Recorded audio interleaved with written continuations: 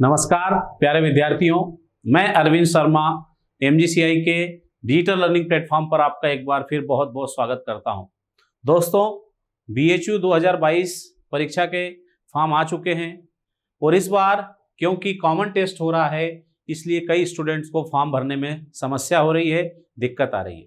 दोस्तों, इस वीडियो में मैं BHU 2022 के फॉर्म भरने की संपूर्ण जानकारी लेकर आया हूं। वीडियो के साथ अंत तक जुड़े रहे ताकि हमारे से किसी तरह की कोई त्रुटि ना हो।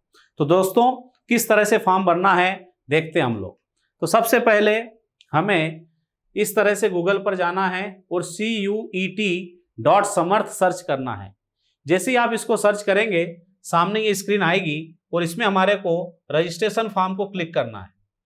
जैसे ही आप रजिस्ट्रेशन फॉर्म को क्लिक करेंगे आपके सामने इंफॉर्मेशन जो भरने संबंधित, डिटेल भरने संबंधित एक स्क्रीन आएगी। यहाँ पर कैंडिडेट को अपना नाम, पिता का नाम, माता का नाम, गार्जियन अगर नेम है तो वो, date of birth, gender, nationality, identity type में हमारे को जैसे कि आधार कार्ड, वोटर कार्ड ये लिखना है और उसका नंबर हमारे को यहाँ पर भरना है। ये मैंने स्क्रीन को वाइट कर रखा है क्योंकि पर्सनल डिटेल है, लेकिन आपको यहाँ डालना है। ये सब डालने के बाद आगे बढ़ेंगे, कुछ और जानकारी आएगी। जैसे हमारे से पूछेगा लोकेलिटी, मतलब पूरा एड्रेस पूछेगा आपका, तो सारा एड्रेस हमारे को बड़ी सावधानी से लिखना है। और दो बातें यहाँ सबसे इंपॉर्टेंट हैं। पहली बात ये कि हमारे को ईमेल एड्रेस या ईमेल आईडी ऐसा भरना है जो हमारा स्वयं का हो और उसके आईडी पासवर्ड हमें याद हो। और दूसरा, मोबाइल नंबर भी हमारे को स्वयं का ही होना चाहिए ताकि सारी जानकारी हमें समय समय पर इस पर मिलती रहे। क्योंकि UET और NTA दोनों ने क्लियर कर दिया है कि आपके ईमेल पर और आपके मोबाइल पर SMS से सारी जानकारी आएगी, इसलिए ये दोनों चीजें हमारे को सावधानी से भरना है और इस पे OTP भी आएगा कंफर्म करने के लिए, इस बात को ध्यान रखना है। फिर आगे बढ़ेंगे तो हमारे सामने ये रजिस्ट्रेशन फॉर्म की स्क्रीन आई। हमने जितनी भी डिटेल अभी तक भरी है वो एक बार हमसे सारी वेरीफाई करवाएगा, चेक करवाएगा। तो हमें यहाँ पे अच्छे से देख लेना है। अगर हमने कोई गलत चीज भर दी थी, गलत जानकारी दे दी थी, तो अभी हम उसको करेक्ट कर सकते हैं। अभी हमारे पास टाइम है। ये सारी डिटेल हम पहले भर चुके हैं, वही डिटेल हमारे सामने आ रही।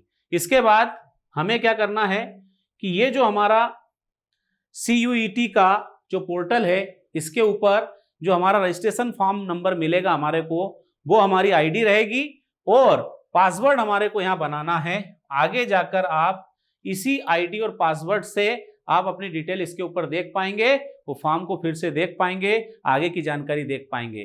तो याद रखना, आईडी क्या रहेगी, जो एप्लीकेशन फॉर्म होगा वो, और पासवर्ड हम लोग यहाँ पर बनाएंगे। तो पासवर्ड हमारे को ध्यान से बनाना है और सारी चीजें यहाँ पर हमारे को भर के सबमिट करना है। दोस्तों, फिर हम लोग सारी जानकारी भर देंगे। जानकारी भर के हमारे को सिक्योरिटी पिन यहाँ पे डालना है और इसके बाद सबमिट करेंगे। सबमिट करके आगे बढ़ेंगे तो एक बार फिर हमसे फॉर्म चेक कराया जाएगा कि हमने जो जो इन्फॉर्मेशन भरी क्या ये सही से भरी है। जब सारी इन्फॉर्मेशन हम देख लेंगे फिर हमें क्या करना है, यहाँ पर दिया है particulars check list we verified, ये चेक लिस्ट दी है। हमें क्या करना है, नाम से लेकर सारी जो बातें दी हुई है इनको क्या करना है, ऐसे ग्रीन कलर का हो जाएगा, आप सब टिक कर देंगे। जब आप टिक कर देंगे तो यहाँ पर क्या आएगा, submit and send OTP to mobile. आप इसको सबमिट करेंगे तो आपके मोबाइल पर एक OTP आएगा। फिर हमें उस OTP को भरना होगा। OTP को डालने के बाद आपके सामने ये स्क्रीन आएगी। मतलब हमने रजिस्ट्रेशन वाली पहली प्रोसेस कंप्लीट कर ली है। अब हमें क्या करना है, तो हमें कंटिन्यू करना है ताकि एप्लीकेशन फॉर्म को हम अच्छे से भर सके।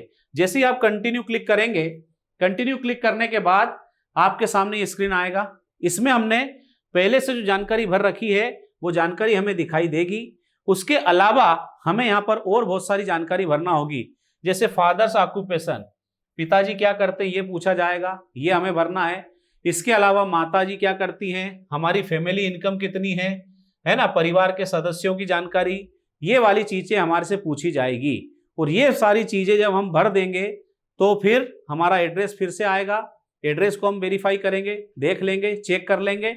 इसके बाद हमारे से यहाँ पर पूछा गया है अदर कोटा एंड कैटेगरी, क्या आप किसी अदर कोटा कैटेगरी में आते हैं, जैसे पॉवर्टी लाइन के नीचे आते हो क्या, कश्मीरी माइग्रेट हो क्या, फिर एक्स सर्विसमैन हो क्या, डिफेंस में फादर है क्या, फिर एनसीसी कोटा है क्या, स्पोर्ट्स कोटा है क्या, है ना, यूनिवर्सिटी एम्प्लॉय हो क्या, ये सारी चीजें पूछेगा। तो आपको ये देख लेना है, अगर आप इनमें से किसी पात्रता में नहीं आते, सबको नो कर देंगे, नो करके सेव करेंगे। सेव करने के बाद एक बार फिर आपको फॉर्म चेक करवाएगा कि क्या आपने सारी जानकारी भरी सही है। तो एक बार फिर इसको हमें देखते जाना है। ये सारी चीजें हम पहले भर चुके हैं, ये देखते जाएंगे। देखते जाने के बाद यहां पर आप देखोगे, अगर कुछ एडिट करना हो, अपडेट करना हो, कोई चीज छूट गई हो, तो इसको क्लिक करेंगे तो फिर से फॉर्म खुल जाएगा और उसमें आप एडिट कर देंगे।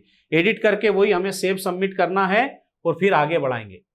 अब जब हम लोग आगे चलेंगे तो यहां पर बोल रहा है एप्लीकेशन फॉर्म एजुकेशनल डिटेल, मतलब अब आपसे एजुकेशन डिटेल मांगेगा, जिसके अंदर हमारे को 10th, ये यहां पर 10th से रिलेटेड संपूर्ण जानकारी भरना होगी, कब पास हुए, कितने मार्क्स आए, परसेंट क्या है।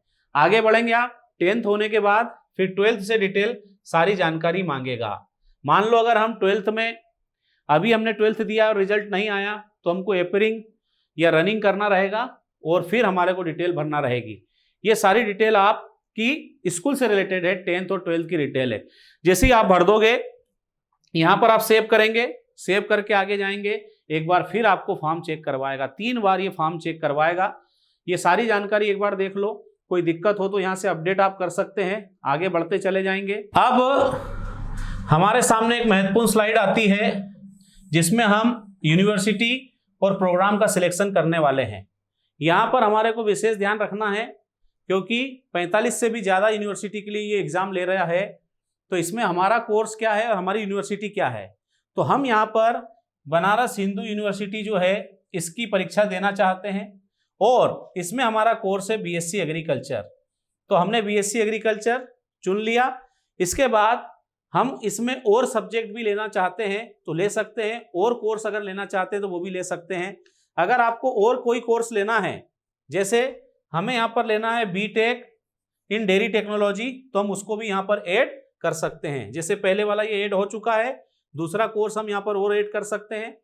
ऐड करने के बाद आप देखेंगे कि यहाँ पर आपके दोनों कोर्स आ चुके हैं।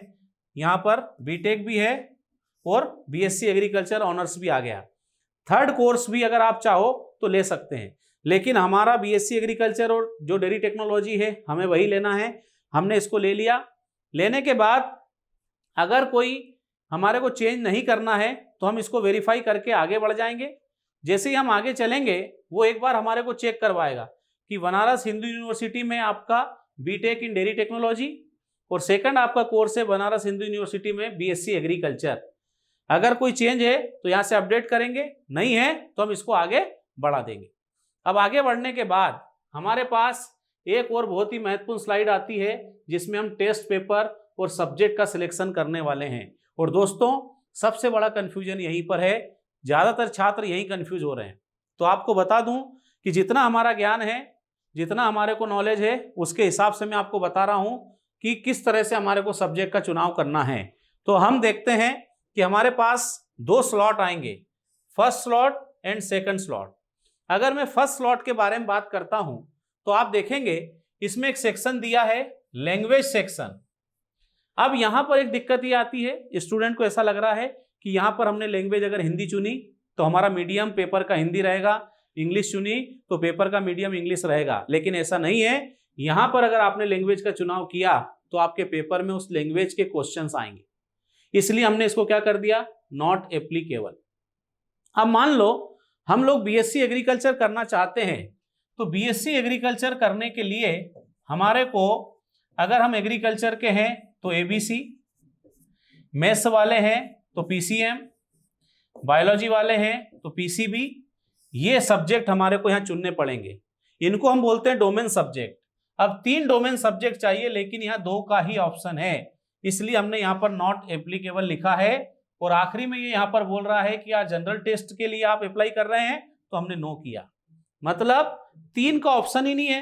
तो फिर हम क्या करेंगे, हम फिर यहाँ पर चुनाव करेंगे सेकंड वाले स्लॉट का। सेकंड वाले स्लॉट में आप देखेंगे कि हमारा काम हो जाएगा। सबसे पहला ऑप्शन क्या है, लैंग्वेज का। हमें लैंग्वेज की जरूरत नहीं है, इसलिए नॉट एप्लीकेबल लिखा। एडिशनल लैंग्वेज BHU में इसकी भी जरूरत नहीं है, इसलिए हमने इसको भी क्या लिख दिया, नॉट एप्लीकेबल। अब आते हैं डोमेन सब्जेक्ट पर। तो हमारा डोमेन सब्जेक्ट में फर्स्ट क्या ले लिया हमने, एग्रीकल्चर, सेकंड में बायोलॉजी एंड थर्ड में हमने क्या ले लिया, केमिस्ट्री। ये हमारे तीनों सब्जेक्ट हो गए एग्रीकल्चर के लिए। अगर हम डेयरी टेक्नोलॉजी करना चाहते हैं तो इनकी जगह हमारे को क्या चुनना पड़ेगा, फिजिक्स, केमिस्ट्री एंड मैथ्स। यही लोग डेयरी टेक्नोलॉजी या बीटेक जो है डेयरी टेक्नोलॉजी वाला वो कर पाएंगे, तो उन्हें इन सब्जेक्ट का चुनाव करना पड़ेगा। यहीं पर कंफ्यूजन हो रहा था, तो मैंने पूरी कोशिश की है आपके कंफ्यूजन को दूर करने की। अगर यही हमारे सब्जेक्ट हैं तो यहाँ आप राइट टिक करेंगे, सेव करके आगे बढ़ जाएंगे। अब यहाँ पर वो हमारे को एक बार चेक करवाएगा टेस्ट पेपर में स्लॉट 1 में क्या है, तो हमने कर दिया नॉट एप्लीकेबल। इसके बाद हम लोगों से स्लॉट सेकंड में बात करें तो यहाँ पर हमारे सब्जेक्ट आ गए। अगर ये सब सही लग रहा है तो हम राइट यहाँ पर क्लिक करके आगे बढ़ जाएंगे। मान लो कोई चेंज लग रहा है तो यहाँ पर अपडेट हम लोग कर सकते हैं। अब आगे बढ़ने के बाद यहाँ पर आया application form examination centre selection. Exam का सेंटर सिलेक्ट करना है, ये भी एक इंपॉर्टेंट काम है। इसके लिए हमें क्या करना पड़ेगा, सबसे पहले क्वेश्चन पेपर का मीडियम ये आपको चुनना है। और यहाँ बड़ी सावधानी रखना, हो सकता है हिंदी वालों को हिंदी का ही पेपर मिले, इंग्लिश वालों को इंग्लिश का ही पेपर मिले, इसलिए आपका जो भी यहाँ पर मीडियम हो वो चुने। तो आपने हिंदी चुन लिया, ये हिंदी हो गया। आगे बढ़ेंगे, फिर हमसे 4 प्रेफरेंस पूछेगा वो। तो यहां पर आप देखोगे स्टेट डालना है, MPCG में से आपका क्या है, तो हमने मध्य प्रदेश डाल दिया। फिर हमने यहाँ पर पहला सेंटर इंदौर ले लिया, फिर मध्य प्रदेश का दूसरा भोपाल, मध्य प्रदेश का तीसरा देवास, मध्य प्रदेश का हमने यहाँ पर ले लिया चौथा सेंटर उज्जैन। 4 प्रेफरेंस आप दे सकते हैं। आप बड़े शहरों का ही प्रेफरेंस दे तो बहुत अच्छी बात है, बाकी आप यहाँ देख सकते हैं बहुत सारे ऑप्शन हैं, आप इसको चुन सकते हैं। मान लो कोई गांव पे है, अपने घर पे रह रहा, तो वो अपने पास का सेंटर चूज कर सकता है, लेकिन जरूरी नहीं है कि वो सेंटर उसको मिले। तो हमारे को यहाँ पर चुनाव करना है। चुनाव करने के बाद हम लोग आगे बढ़ जाएंगे सेव करके। वो हमसे चेक करवाएगा कि आपने कौन से सेंटर यहाँ पर चुने, ये नाम हो गया। फिर आगे बढ़ेंगे तो ये हमारे को एक बार फिर यहाँ चेक करा रहा है। मान लो कुछ दिक्कत है तो आप इसको अपडेट कर पाएंगे। आगे बढ़ते हैं। अब यहाँ पर आया अपलोड डॉक्यूमेंट्स।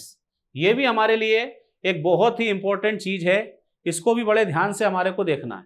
अपलोड डॉक्यूमेंट्स में हमारे को हमारा फोटो और हमारे सिग्नेचर, ये 2 चीजें हमारे को अपलोड करना है ना। यहाँ पर हमारे को ध्यान रखना है कि जो भी उसके क्राइटेरिया है उसको फुलफिल करेंगे, है ना। JPEG या JPG इमेज में ही ये अपलोड होंगे। अपलोड करने के बाद हम लोग इसको आगे बढ़ाएंगे। एक बार फिर हमसे चेक करवाएगा वो यहाँ पर कि आपने फोटो अपलोड कर दिया है, सिग्नेचर अपलोड कर दिए हैं, बाकी जानकारी हमारे को यहाँ दिखाएगा।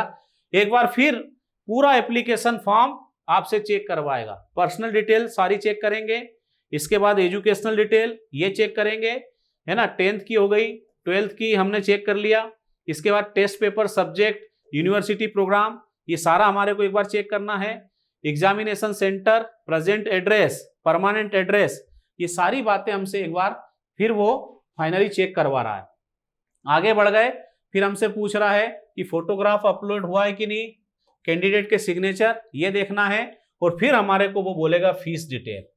तो आपकी सारी जानकारी के अनुसार वो आपसे फीस की डिटेल यहाँ बताएगा। जैसे यहाँ पे दिया हुआ है fees for slot 1 paper 102 Hindi 302 agriculture, इसके लिए उसने दिया टोटल अमाउंट हमको बता दिया कि 650 रुपये आपको पे करना है। ठीक है, ये देखने के बाद हम लोग आगे बढ़ेंगे। अब सारी चेकलिस्ट आई है।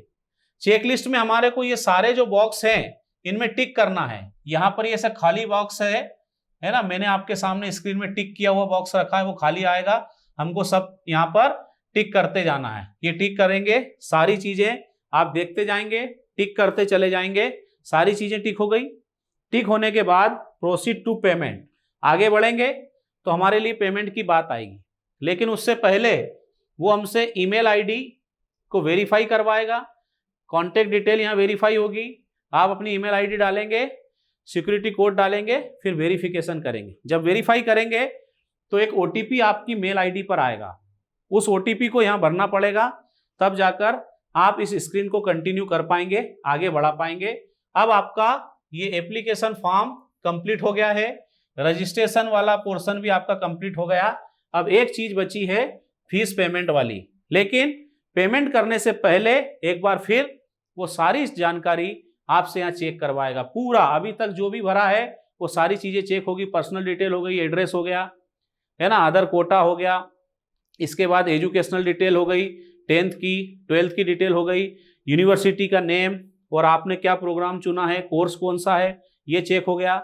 इसके बाद आपसे पूछ लेगा टेस्ट पेपर क्या है, इसके बाद सेकंड स्लॉट में कुछ है क्या, नहीं है, एग्जामिनेशन सेंटर ये आपसे पूछ लिया, इसके बाद आपने फोटो अपलोड की है नहीं की है ये भी आपसे पूछ लेगा।